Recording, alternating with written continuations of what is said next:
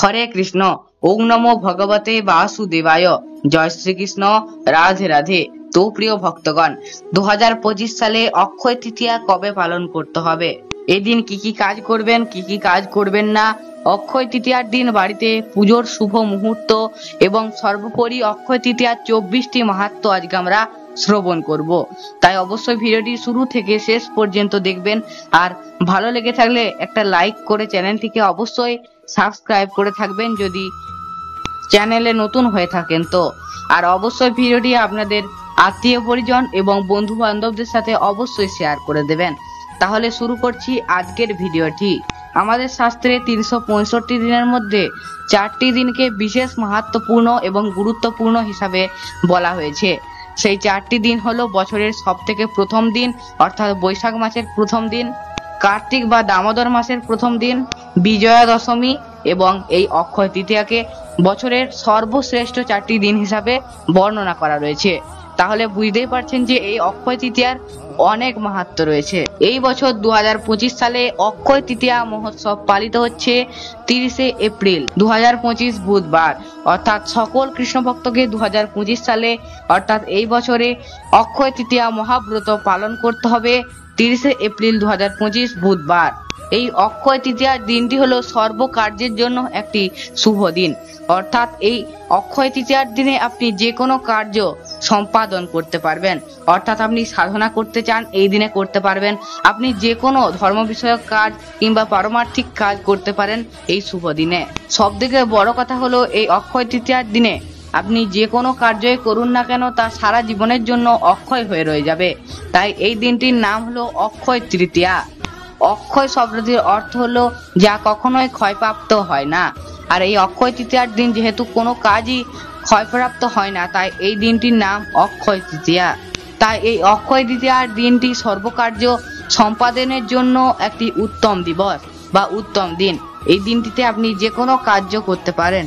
তাই আমাদের উচিত এই দিনটিতে সুন্দরভাবে কাজে লাগানোর এবং এই দিনটিতে ভগবানের সন্তুষ্টি বিধানের জন্য কিছু বিশেষ কাজ করা এবং এই ব্রত পালন করা। এই দিনে যদি আপনি পুণ্য কার্য করেন তা অক্ষয় হয়ে থাকবে, আর যদি এই দিন পাপ কার্য করেন তাও কিন্তু অক্ষয় হয়ে থাকবে। প্রথমেই আমরা জানবো অক্ষয় তৃতীয়ার 24টি মাহাত্ম্য সম্পর্কে। এই অক্ষয় তৃতীয়ার দিন সত্য ও ত্রেতা যুগের সূচনা হয়েছিল। এই অক্ষয় তৃতীয়ার দিনে ভগবান শ্রীবিষ্ণু জব শস্যের সূচনা করেছিলেন, অর্থাৎ জব শস্য সৃষ্টি করেছিলেন। বৈশাখ মাসের শুক্লপক্ষের তৃতীয়া অর্থাৎ অক্ষয় তৃতীয়ার দিন ভগীরথের দ্বারা গঙ্গা দেবী মর্তে অবতীর্ণ হয়েছিলেন। এই অক্ষয় তৃতীয়ার দিন ভগবান জগন্নাথ দেবের রথের নির্মাণ কার্য শুরু হয়। মহাভারতের রচনা কার্য শুরু হয় এই অক্ষয় তৃতীয়ার দিন থেকে। এই অক্ষয় তৃতীয়ার দিন যুধিষ্ঠির মহারাজ অজ্ঞাতবাসে থাকার সময় ভগবান সূর্যদেবের কাছ থেকে একটি অক্ষয় পাত্র পেয়েছিলেন, যেটিতে রান্না করা খাবার কখনোই ফুরতো না। এই অক্ষয় তৃতীয়ার দিন শ্রীমদ্ ভগবদ গীতা, বেদ ইত্যাদি শাস্ত্র প্রবর্তিত হয়েছিল। এই অক্ষয় তৃতীয়ার দিন আপনি যে সমস্ত কাজ করবেন তা সহজেই অক্ষয় হবে। এই দিন আপনি ভগবান শ্রীবিষ্ণুর হরিনাম সংকীর্তন, অষ্টোত্তর শতনাম পাঠ, শ্রীমদ্ ভগবদ গীতা পাঠ ইত্যাদি যাই করুন না কেন তা সহজেই অক্ষয় হবে এবং এর পূর্ণ ফল আপনি সহজেই লাভ করতে পারবেন। কুবের দেব, যিনি স্বর্গের ধনের কোষাধ্যক্ষ, তিনি মহাদেবের নিকট থেকে এই দিনেই বরপ্রাপ্ত হয়েছিলেন কোষাধ্যক্ষ হওয়ার। এই দিন থেকেই বিভিন্ন স্থানে চন্দন যাত্রা শুরু হয়। এই অক্ষয় তৃতীয়ার দিন বৈভব লক্ষ্মীর পুজো করা হয়। অক্ষয় তৃতীয়ার দিন দ্রৌপদীর বস্ত্র হরণ হয়েছিল এবং সেটি থেকে ভগবান শ্রীবিষ্ণু রক্ষা করেছিলেন। অক্ষয় তৃতীয়ার দিন ভগবান শ্রীবিষ্ণু তার প্রিয় ভক্ত সুদামাকে রাজপ্রাসাদ তৈরি করে দিয়েছিলেন। এই অক্ষয় তৃতীয়ার দিন কেদারনাথ, বদ্রীনাথ ইত্যাদি সমস্ত মন্দিরের দরজা খোলা হয়ে থাকে। অক্ষয় তৃতীয়ার দিন মা অন্নপূর্ণা মহাদেবকে অন্ন দান করেছিলেন। এই দিনে বৃন্দাবনে রাধা বঙ্কু বিহারীর চরণ দর্শন হয়ে থাকে। এই অক্ষয় তৃতীয়ার দিন 5টি কার্য করলে কখনোই জমালয়ে যেতে হয় না। প্রাতঃ স্নান, দান, তর্পণ, হরিনাম সংকীর্তন ও ভগবানের পূজা সেবা, এই 5টি কাজ যে করবে তাকে আর কখনোই নরকে যেতে হয় না।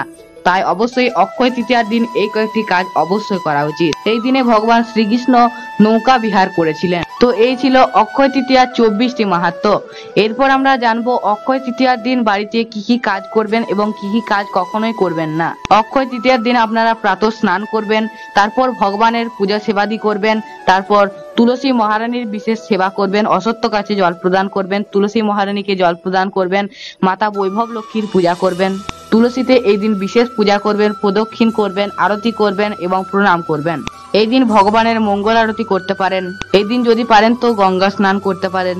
এই দিন ভগবানকে অঘরু, চন্দন এবং কর্পূর একসাথে মিশিয়ে অবশ্যই ভগবানের শ্রী অঙ্গে লেপন করবেন। এই দিন বেশি বেশি হরিনাম করবেন, শাস্ত্র অধ্যয়ন করবেন, শ্রীমদ্ ভগবত গীতা পাঠ করবেন, বৈষ্ণব ভক্তকে দান করবেন এবং সকল দুস্থ মানুষকে দান করবেন। এই দিন ভগবানের চরণে তুলসী মঞ্জুরি, তুলসী পাতা এবং পুষ্প অর্পণ করবেন।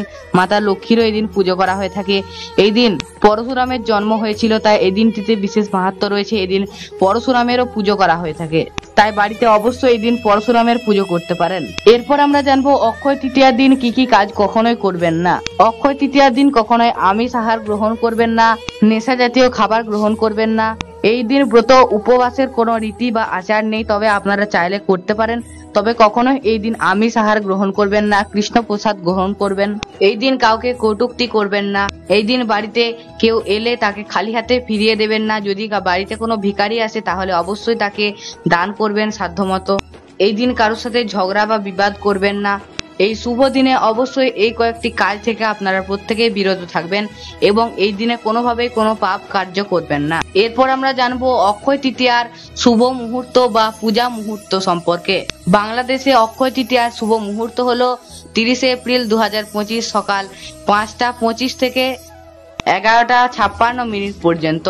আর পশ্চিমবঙ্গে 30 এপ্রিল 2025 সকাল 5টা 5 থেকে 11টা 34 পর্যন্ত অক্ষয় তৃতীয়ার শুভ মুহূর্ত রয়েছে। তো এই ছিল আজকের ভিডিওটি। আশা করব আজকের ভিডিও থেকে আপনারা বুঝতে পারলেন অক্ষয় তৃতীয়া কিভাবে পালন করবেন বা কিভাবে উদযাপন করবেন, কবে পালিত হচ্ছে, কি কি কাজ করবেন এবং অক্ষয় তৃতীয়ার 24টি মাহাত্ম্য সম্পর্কে। তো এই ছিল আজকের ভিডিওটি। ফিরে আসবো অন্য কোনো ভিডিও নিয়ে।